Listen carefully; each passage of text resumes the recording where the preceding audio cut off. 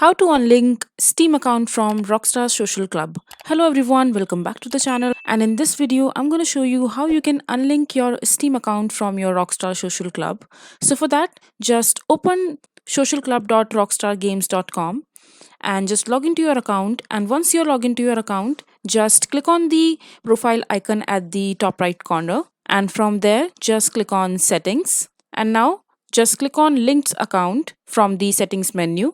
And here, as you can see, that there are so many options available for you to link to your Rockstar Social Club. So if you have linked any of your account, it will show right up here, and just like that your Steam account will be shown right here if you have linked it to your Rockstar Social Club account. And then you will see the option called unlinking that particular account. So all you have to do is just click on unlink, and this is how you will be able to unlink your Steam account from your Rockstar Social Club.